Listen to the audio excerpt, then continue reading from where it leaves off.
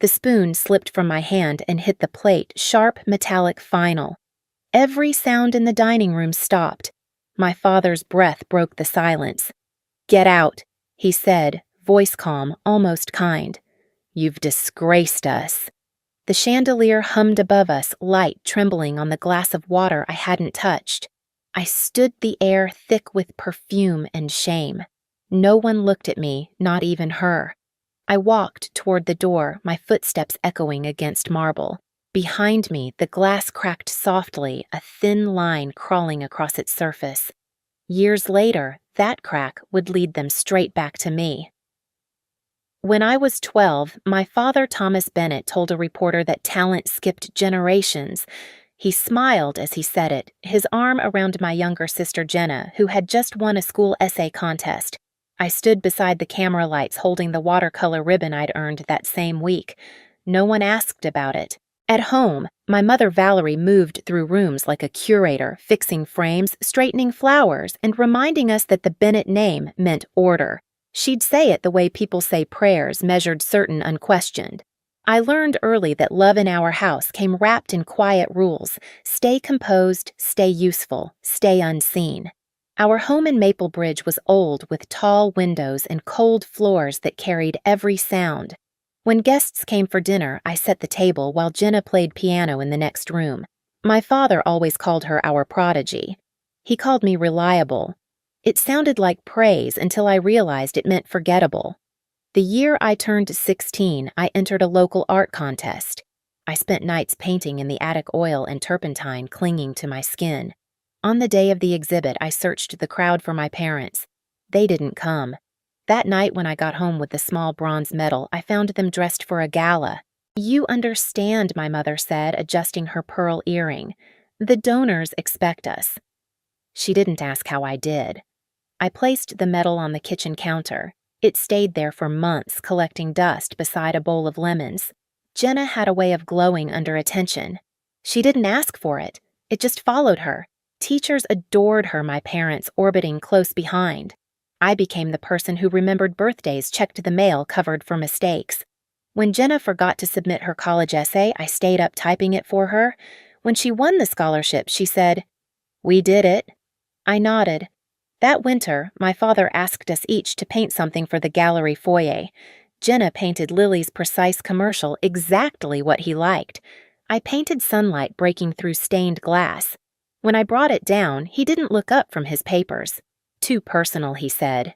Valerie smiled faintly. "It's sweet," she added, the way people talk about children's drawings. The next morning, my painting was gone. Weeks later, I found it in the storage room, stacked behind crates labeled seasonal decor. I didn't cry. I just watched the dust settle over the glass frame. It glittered under the afternoon light like it was still trying to be seen. Years before the night they told me to leave, I already understood how absence worked in our family. It didn't start with shouting. It started with silence. Doors half closed, names left out, eyes sliding past me at the table.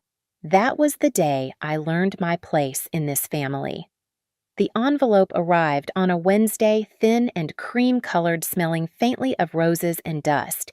It was addressed to Ms. Sofia Bennett in handwriting I hadn't seen in 6 years, my mother Valerie's.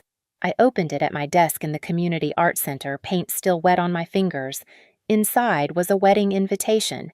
Jenna, my younger sister, was getting married at Granville Hall. The printed words looked elegant, deliberate, and cold. My name had been typed near the bottom, then crossed out in blue ink. A faint indentation of a pen remained, as if someone had hesitated before erasing me completely. The classroom behind me hummed with children washing brushes, their laughter distant, unreal. I held the card until the edge pressed into my skin. For a second, I thought I imagined it, but there it was, my absence confirmed in ink. I walked to the window. Outside, late autumn light slid over the square, where the Bennett House of Art, my father Thomas's gallery, still stood like a monument to everything I'd lost. The same letters, the same spotless glass, as if nothing had ever broken. I remembered his voice the night he threw me out. "Get out! You've disgraced us." Sometimes, even after all these years, it still sounded near, like he was standing right behind me. That evening, when I tucked Noah, my 5-year-old son, into bed, He asked Mom, "Do I have grandparents?" His eyes were the same clear blue as Thomas's. I hesitated. "Yes," I said finally, "but they live very far away." He nodded, satisfied with an answer that didn't explain anything. Later, I sat at the kitchen table staring at the invitation again. The gold foil shimmered under the lamp, catching the light like it was mocking me. I could have torn it, burned it, thrown it away. But I didn't. I folded it once perfectly straight and slid it into the drawer beside unpaid bills and school forms. I smiled, then a small, hollow smile. It wasn't forgiveness. It was recognition. I had been erased before. This time, I'd make sure it was recorded. I started waking before dawn again. The apartment was quiet except for the hum of the radiator and the occasional crack of the old pipes. The air smelled faintly of paint thinner and coffee grounds. I liked that smell. It meant the day hadn't touched us yet. While Noah, my son, still slept, I cleared the table and laid out everything that held our life together: envelopes, receipts, old payments, lesson plans, and a half-empty sketchbook. The paper edges curled, slightly stained with color from years of use. I opened a clean page and wrote 3 words across the top: "Keep close, quiet." Every morning after that began the same way. I brewed coffee, answered art class emails, paid whatever bill I could afford that week, then walked Noah to the community center 2 blocks away. He carried his small sketch pad in his backpack like it was a secret weapon. We'd crossed the square together past the Bennett House of Art, where my father's name still gleamed in gold across the stone. I used to look away. Now I made myself stare straight at it until the traffic light changed. Back home I worked. Not loudly, never loudly. I taught online art workshops, organized supplies for the children's classes, and began sorting through the old records that still tied me to my family. Every transaction, every payment, every old scholarship receipt I'd kept since high school. Proof of how I'd survived without them. At night, I added to a file on my laptop labeled Foundations. It wasn't revenge. It was documentation, each line a quiet correction to the story they'd written about me. Hospital invoices from Noah's birth, rental agreements, tax statements, a digital trail of endurance. When I finished, I'd sit back and listen to the hum of the refrigerator, the soft breathing from the bedroom. Those sounds meant I had rebuilt my life from zero, and no one could erase it again. Sometimes, between lessons, I'd walk past the local art cafe that had offered to display my work. The owner, Patrick Hale, a local art critic who'd once reviewed my high school exhibit without knowing who I was, smiled as he hung my paintings on the wall. "You capture quiet," he said. I didn't answer. I just nodded because he was right. Quiet had kept me alive. The weeks before Jenna's wedding passed in small, deliberate motions. I bought Noah a new jacket for winter, replaced a broken chair, and painted late into the night. One piece kept returning to me, a revision of an old work I'd called Light Through Window, the same one my father once hid in storage.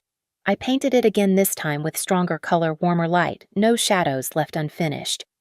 The day I finished, a letter arrived.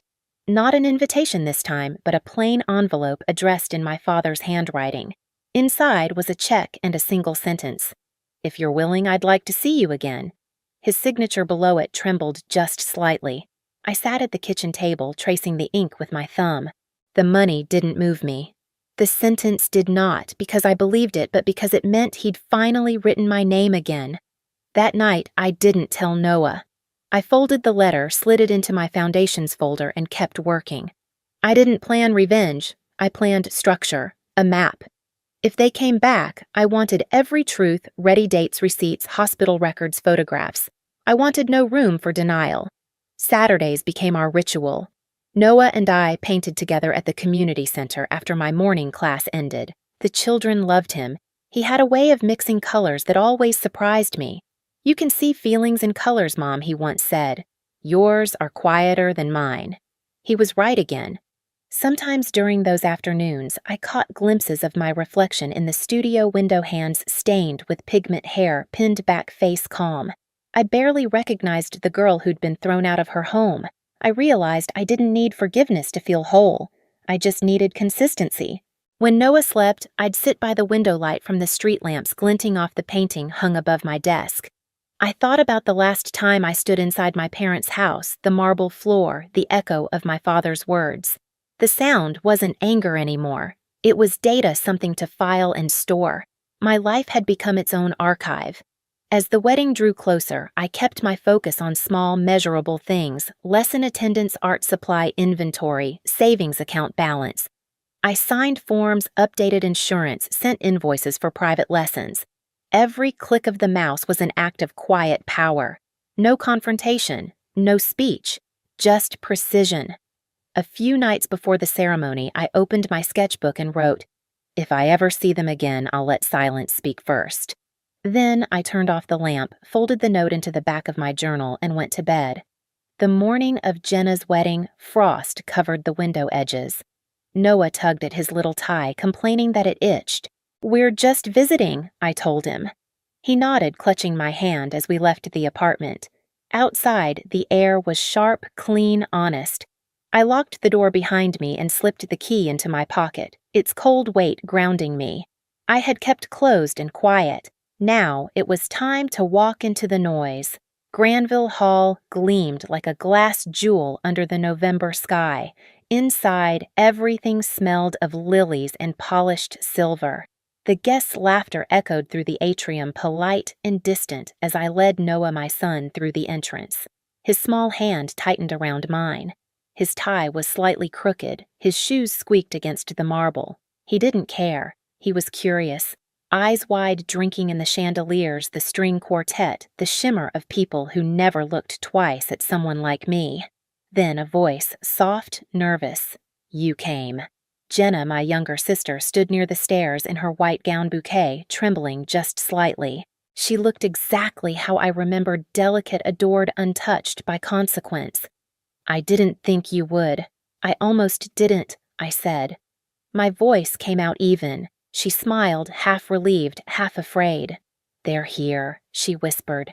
And they were. Across the room, Thomas and Valerie Bennett stood among their friends, older, now grayer still statues in designer clothes. My father's posture hadn't changed. Neither had the way my mother's eyes cataloged every person, every imperfection, until they landed on me. The music swelled, the crowd shifted. For a second, no one breathed. My father's glass stopped halfway to his lips. My mother's hand froze on her clutch. The air was heavy with perfume and recognition. Then he saw Noah. Their reactions happened almost at once. My mother's smile, faltered lips parting slightly. My father's hand shook the glass in his grip, catching the light before it slipped from his fingers and shattered on the floor. Heads turned. The quartet's melody stumbled, then stopped. "What? What is this?" my mother whispered. Noah blinked, startled by the sound, then hid behind my leg. I could feel his heartbeat through my dress. Every eye in the hall was on us, on the scandal that had come back, wearing a small suit and curious blue eyes. I didn't move. I didn't speak. Silence filled the space they had built from reputation and fear. For once, they couldn't control it. The first to recover was Patrick Hale, the art critic who had supported my work. He stepped forward, looking from me to Noah, then to my father. "The boy's got her hands," he said quietly, almost reverently. "Look at that sketchbook." Noah had already pulled it out, his instinct in any tense room. He placed it on a nearby table and began to draw. The sound of the pencil scratching paper broke the silence like a steady heartbeat. Guests leaned closer. The drawing was simple: two figures standing beneath a bright window light falling between them. My father's jaw clenched. I watched him realize what everyone else saw. That window, that composition, it was mine. The same image I'd painted years ago, the one he'd buried in a storage room. "He has her gift," Patrick said softly.